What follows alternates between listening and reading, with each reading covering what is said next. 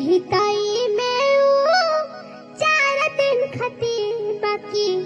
हल्फा दर्द दिल के बढ़ा के गइल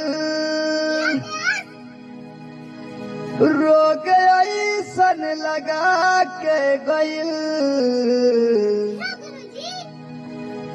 कि आइल जिंदगी में वो 4 दिन खती बाकी कर्जा बढ़ा के गइल।